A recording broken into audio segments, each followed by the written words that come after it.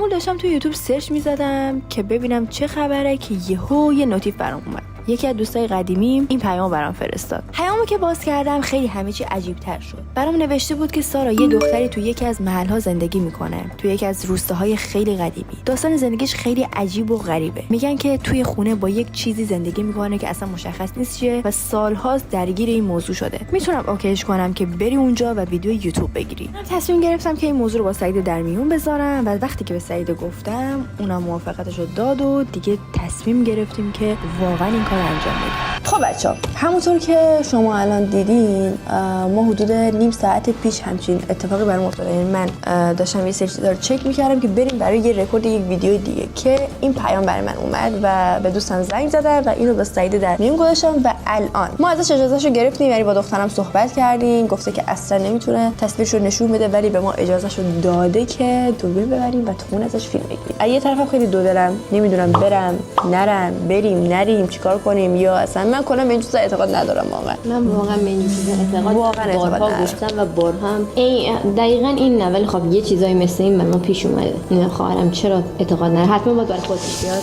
حس می‌کنم جدیدن انقدر از این سبک از ویدیوها گرفتیم، هر کی هر بلایی تو زندگی واقعیش هم براش پیش میاد به ما میگه که ما بریم ببینیم و اون داستان چیه، چه خبره و ویدیوشو بذاریم تو یوتیوب. شاید برای شما یا برای تویی که الان داری این ویدیو رو می‌بینی برات اتفاق بیفته، شاید برای شما اتفاق بیفته. قسمت یک کلید اسرار سارا سعیده. آره دیگه قسمت اوله دیگه. اصلا می‌شه این کارو کنیم، هر کسی مشکل داره میتونه پیام بده.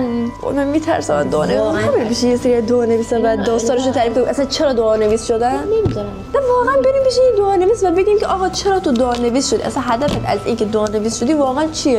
از فضولش بشناسید توی.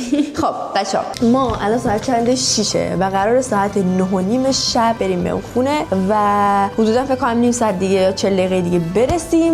نمیدونم چه اتفاقی قرار اونجا بیفته تا جایی که بتونیم برای شما فیلم بگیریم. بریم باز داستان جدید. بریم.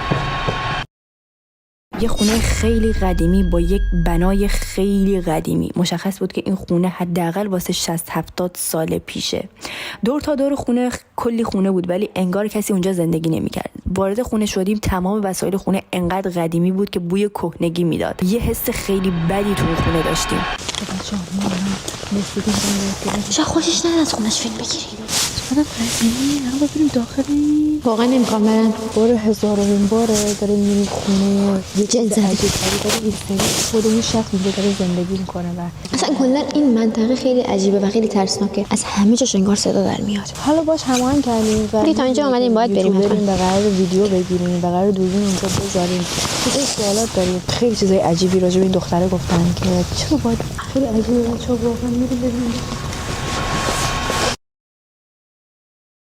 خب بچه‌ها ما الان اومدیم پیش دختری که خیلی سختی کشیده و خیلی اتفاقای بد واسش افتاده و الان قراره که داستان زندگیشو برای ما تعریف کنه. قبل از یه شروع کنم اینو بگم که اگه یه بار صدای شنیدین یا احساس سنگینی داشتین یا یه بوی بدی بهتون خورد نترسین، چون اینجوری اعلام حضور میکنه، اسمش هم میاد نزدیکتر میشه بهتون. اوکی فهمیدم. داستان از اونجایی شروع شد که وقتی 16 سالم بود، حتی اگه توی جمعی بودم خانواده‌ام بود، احساس می‌کردم که تنها نیستم وقتی که این اتفاق برام افتاد. بعد یه چیزایی میشیدم، یه صدای ترسناک میومد، همش احساس می‌کردم توهم زدم ولی توهم نبود، چون قشنگ نفساشو پشت گوشم احساس می‌کردم، صداشو میشنیدم، یه زمزمه می‌کرد دم گوشم و هر وقت به مامان بابا میگفتم باور نمی‌کردم. پس این قضیه الان ما متوجه شدیم این قضیه از 16 سالگی تو زندگی شما اتفاق افتاد. یعنی حدوداً چند وقتی که اینجوری هستی؟ دیگه چند سالی هستش که درگیرم باهاش. همیشه سایه‌اش احساس میکنم. بعد وقتی که میترسیدم مامان بابام باور نمیکردن، ولی اینجوری بودش که وقتی میخوابیدم شبا احساس میکردم که یکی به من میچسبه و بغلم میکنه، یا میرفتم همون سایه‌شو پشت در احساس میکردم که منتظر منه، یا مثلا یه شبی وقتی خواب بودم احساس کردم که بالای سرم نشسته داره نگام میکنه و اینو وقتی به مامان بابام میگفتم باور نمیکردن، ولی کم کم خودشون هم یه چیزای احساس کردن، مثل افتادن بشقاب، سر صدا. الان این صدا رو تو هم شنیدی؟ آره منم شنیدم. انگار یکی داره قدم میزنه. به خاطر همین گفتم. با ما که هیچ کاری نداره کلا. نه اگه با من کاری نداشته باشه به شما کاری نداره. یعنی کلا فوکوسش روی احتماله. شماست. یعنی تا حالا شده کسی بیاد اینجا و بخواد اذیتش کنه؟ نه اونطوری نبوده ولی باعث شده که من با کسی نتونم ارتباط بگیرم. احساس میکنم یه جورایی حسش متفاوت نسبت به من. خب میشه اینو یکم بیشتر فکر کنم عصبی میشه راجع به صحبت میکنه. خب میشه اینو یکم بیشتر توضیحش بدین؟ اینطوری بودش که هیچ مردی جنس مذکری نمیتونه تو زندگیم بیاد. نمیدونم احساس میکنم که یه حس عاشقانه نسبت به من داره ولی مثل انسان نیستش. علاقش خیلی ترسناک‌تره یا با سر صدا کردن با ترسوندن بقیه این حس مالکیتش رو نشون میده. من هیچ مردی سمت من نمیاد. اگه تو رابطه‌ای برم خیلی ناخودآگاه بدون اینکه خودم دلیلش رو بدونم با هم کات میکنه میره پیداش نمیشه ناپدید میشه. و من فهمیدم که اون یه حس عاشقانه نسبت به من داره و نمیذاره کسی نزدیک من بشه. من به خاطر این داستانا خیلی تنها تر شدم و مامان بابام سعی کردن که منو ببرن پیش دعانویس ولی هیچ تأثیری روم نداشت. من انواع اقسام طلسما رو گرفتم، پیش انواع دکترا رفتم، حتی منو پیش روانشناس بردن ولی هیچکی نتونست کاری بکنه. منم به خاطر این داستانا پناه بردم یه خونه تنها. خیلی ببخشید وسط حرفتون. الان خب بچه‌ها تا اینجا ما متوجه شدیم که خیلی داستان خیلی مثلا عشق بین جن و انسان خیلی هستش. من دیدم حتی بچه میارن یه سری من افراد. دیدم که مثلا اینجوریان که حالا مثلا که با هم ازدواج میکنه اگه طرف خودش هم راضی باشه واقعا بچه میارن. حالا نمیدونم چه جوریشه واقعا ولی یه سری هم دوست نداشته باشن دیگه دوستت داره دیگه واسه خودشی. واقعا اولش که دوستم بهم پیام داد و مثلا که یک ارتباط خیلی نزدیکی با ایشون داره و به ما گفتش که بیان اینجا مثلا داستان زندگیشو تعریف کنید و مثلا خیلی عجیب غریبه چون دیدین که ما مثلا دنبال چیزای عجیب غریب هستیم و اصلا اگه برای شما هم همچین اتفاقی افتاد حتما تو کامنت ها بگید راجع به این داستانا. برای خود من به شخص همچین اتفاقی تا حالا نیفتاد. یعنی اینجوری بودم که همش به این چیزا اعتقاد ندارم و هنوزم اعتقاد ندارم ولی این که واقعا یکی با تمام وجودش میاد زندگیشو اینجوری واسهتون تعریف میکنه. حالا ما قبل اینکه دوربینو رکورد بزنیم کلا برای ما توضیح داده بود که اصلا این داستان چه خبره و چندین ساله که اینجا تنها زندگی میکنن. من میخواستم بپرسم که الان ما داریم راجبش حرف میزنیم و داریم مثلا توضیح میدی به نظرت عصبی میشه؟ نه گربه میاد. گربه است. گربه خودش چند مثلا که اینجا 6 7 تا گربه داره. من نمیفهم دلیل اینکه این همه گربه دارید چرا انقدر دلیلش چی میتونه باشه؟ از تنهایی و اینا به گربه و حیوانات پناه آوردی؟ آره من اون زمانی که اتفاق بر من افتاد من به خاطر اینکه اون همیشه تهدید میکرد کسایی که دور بر من بود و تهدید میکرد به اذیت کردن و یه صدمه‌هایی هم زد. من ترس اون پناه آوردم به خونه مادر بزرگ پدر بزرگم که چند سال پیشم اونا هم یه جور عجیب غریب و مشکوک فوت کردن. پناه بردم اینجا و احساس میکنم که اون یه ارتباطی با این خونه داره چون اینجا خیلی آرامشش انگار بیشتره و از اون زمانم این حضور گربه خیلی بیشتر شده و احساس میکنم که ربطی بهش داشته باشه. داستان یعنی چی؟ یعنی چی پدر بزرگ و مادر بزرگ هم به طور عجیبی کشته شدن؟ یعنی خیلی ذهن منو درگیر کرده. پس این قضیه‌ای که برای تو به وجود اومده پس یه چیزیه که از گذشته اومده، یعنی یه چیزی که ربطی به گذشته خانوادگی شما داره. آره احساس میکنم یه ارتباطی به حالا اجداد خودش به این خونه داره چون من خونه قبلی که بودم با خانواده‌ام آزار اذیتش خیلی زیاد بود ولی اینجا که اومدم آسیبی به خودم نزد ولی به کسایی که نزدیک به من میشدن یا قصد آزار و اذیت به خودم داشتن خیلی اذیت کردن. منم اینو شنیده بودم بچه‌ها مثلا اینجوریه که محیط هم انگار خیلی تاثیر داره. مثلا میگن که جاهای ترسناک نرید یا جاهایی که حالا یه سری اتفاقاتی که الان تو این اتفاق برات افتاد یعنی شما این اتفاق براتون افتاده از اون سن حرکتی زدی یا مثلا جایی رفتی مثلا یکی یه جای تاریک میره یهو این اتفاق از اون به بعد براش میفته یا مثلا یه چیزی که نباید میخونه مثلا یه طلسمی مثلا یه چیزی میشه که این اتفاق برات میفته تو انگار مثلا یهویی برات این اتفاق افتاده کلا. نه هیچ اتفاق نیفتاد ولی من همیشه این زمزمه رو خیلی روزا خیلی کم بود برام همش میگم یه توهمه. این خیلی صدای راه رفتن خیلی داره زیاد میشه. خونه میلرزه در حدی که خونه خیلی قدیمی. قشنگ شبا با هم صحبت میکنه و زیر گوشم میگه که من از تو محافظت میکنم از من نترس. قشنگ صداشو حس میکنم یا وقتی که راه میرم سایه‌شو کنار خودم احساس میکنم که داره با هم راه میره.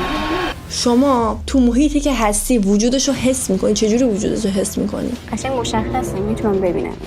در حدی که میتونی ببینیش. مثلا تا حالا شده که کاملا ببینینیش؟ مثلا شبا بیشتره، قشنگ حضورش حس میکنم کنار خودم. یعنی واضح مثلا صورت رو نمیدونم چی کلا میبینی؟ ساعت نزدیک 10 شب 9:30. آره الان این صدای پایی که میاد صدای خودشه؟ الان یه نفره. نمیخوام بترسونمتون ولی الان اینجا هست، ولی با شما کاری نداره کلا. خانواده‌ات هم این موضوع رو میدونن و باهاش هیچ مشکلی ندارن ولی باهاش کنار اومدن. اول که باور نمیکردن و سعی میکردن که من ببرم پیش دکتر و روانشناس و با طلسم و دعا اینا اوکیش کنن، ولی به مرور خودشون هم چیزایی احساس کردن، ضربه هایی که به خونه و وسیله وارد میکرد. بچه‌ها واقعا اصلا فکرشو نمی‌کردم همچین خیلی گفتن این موضوع. شاید خیلی مثلا الان شما هم شاید تو خونه خیلی ترسیدین و من و سعیدم الان اینجا هستیم خیلی ترسیدیم، ولی اینکه بخوای با این سبک از زندگی داشته باشی، بخوای این مدل زندگی کنی، واقعا سخته. تو هیچ گناهی نکردی ولی کل عمرت چون یکی نمیخواد و باعث شده من اسم میگم از دستم قرار عصبی شه. خیلی ناراحتم براشون که همچین زندگی سختی داشتن و همچین گذشته‌ای داشتن و انگار از دست هیچ کسی هم هیچ کاری بر نمیاد. درسته؟ و اینکه تا حالا شده به شما آسیب برسونه؟ آسیب با ارتباط با بقیه، بیشتر جنس مخالف. اگه یک آقایی مثلا سمت من بیاد، اگه ما آقا بودیم و می اومدیم اینجا، امکان اینکه یک برخورد دیگه داشتیم خیلی زیاد بود. اصلا حضور شما باعث میشه عصبی بشه. 100% عاشقشه. من مثلا شبا تو آینه نمیتونم نگاه کنم چون قشنگ میبینمش پشت سرم، زمزمه میکنه، حرف میزنه، صحبت میکنه که من تو رو دوست دارم، مثلا از تو محافظت میکنم. الان میخواستم بدونم که شما از هیچ قرآنی هیچ چیزی استفاده نمیکنین که مثلا اگه میشه از این کلمات استفاده نکنید. کلا نباید مثلا کلا فکر کنم با آیه و قرآن و اینا کلا میگه نگو. میشه نگی به خاطر خودتون. این گربه چرا این شکلی شد؟ یه لحظه سعی کنین نترسین ازش، ریاکشن نشون ندی. اصلا شد چی؟ هرس تو جلد این؟ نه بابا. آره دنبال چی میگرده این؟ ترسیده. میگه نگو. نترسین ازش، ریاکشن نشون ندی. انگار خیلی عصبیه. گربه هم واقعا خیلی ترسناک هست، شبیه عادی نیست، انگار یکی رو میبینه اینجا. برسان دیگه بریم دیگه. اوکی دیگه. در همین هم دوستان داره عصبی میشه. یه نفر کم کم داره عصبی میشه به خاطر حضور شما. دیگه تا همینجا می‌خواستیم فقط یه سوال، شما زمانی که داشتی میومدی بالا کفشاتون رو مرتب گذاشتین؟ این خیلی برام مهمه. یعنی چی؟ نمیفهمم واقعا. از کسایی که نامرتبا خوشش نمیاد، عصبی میشه، این لحظه رو میبینه. کلا کسی که وارد خونه بشه خوشش نمیاد، مثلا عصبی میشه از حضور بقیه. الان متوجه شدم. یعنی کسی که بدون اجازه وارد خونه شما بشه خوشش نمیاد. آره من از قبل چون حالا یه ارتباطی با هم داشتیم بهش گفتم با شما حالا کاری نداشت ازتون نکرده و یعنی خیلی آسیبم دیدن. خب ما دیگه فکر کنم دیگه باید بریم. فقط این که ما بازم میایم پیش شما، یعنی میایم که بیشتر موضوع برای ما باز کنین که و اصلا بیشتر بازش کنیم. حالا شاید با هم دیگه تونستیم، یعنی میشه. حالا مشکل هست ولی میتونیم مثلا این پتانسیل داریم که حالا اینجا مراسم بگیریم و مراسم احضار بگیریم، بیاد مثلا سوالایی که ما ازش داریم و مثلا بپرسیم. به نظر این کار نکنیم بهتره.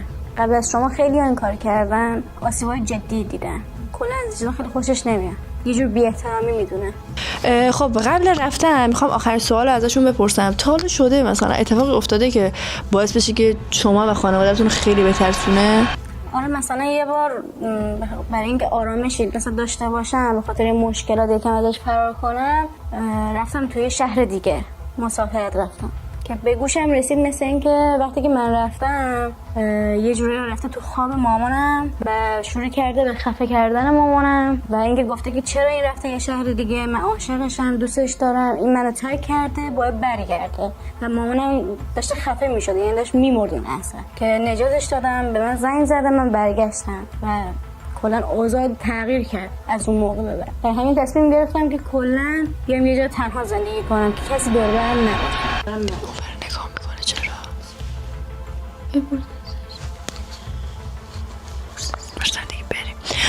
خب به نظرم دیگه خب اوکی دیگه. الان ما یه سری مطالب می‌خواستیم که حالا به بچه‌ها در جریان بذاریم که حالا ببینیم چه اتفاقی داره میفته و اینا. و مرسی که وقتتون رو برام گذاشتید. خب بچه‌ها واقعا من و سعید دیگه یه جایی بعد کرکوپرمون ریخته بود دیگه، بیشتر از این نمیتونستیم اونجا بمونیم. واقعا چقدر زندگیش عجیب غریب بود، ترسناک بود. واقعا خیلی زندگیش عجیب غریب. خیلی پشیمونه که آدم به خاطر یه مسئله‌ای که دست خودش این همه سال اسیر بشه و کل زندگیشو ببازه. ما مسلما دوباره این خونه برمیگردیم. صدای پا میاد. اصلا همیشه برام عجیب کردم که یکی تو خونه داره راه میره. حس می‌کردی چیه سارا؟ تو واقعا یکی اونجا بود؟ یعنی چی من حس می‌کردم؟ اصلا انگار خودش وقتی برگشت گفت که عجیب غریب بود. از وقتی که اونجا اومدم پایین همه جا برام عجیب شده و همه جا ترسناکه. یعنی هی صدا میشنوم. چیه؟ چی شده دسته؟ چنگ زده دستمو. کار از اون خونه اومدیم بیرون اون منو چنگ زده. مطمئنم جایی نزدی دستتو؟ نگاه علامت ناخونه. شاید کشیده شده به جایی. نکنه کار خودشه. نگاه علامت ناخونه. نگاه کنی که یارو رو چنگ زده. نکنه بهش بدش اومده ما رفتیم. نکنه اون کلمه رو که نباید میگفتی دوباره گفتی برام. چنگ زده. چون تو اون کلمه رو گفتی.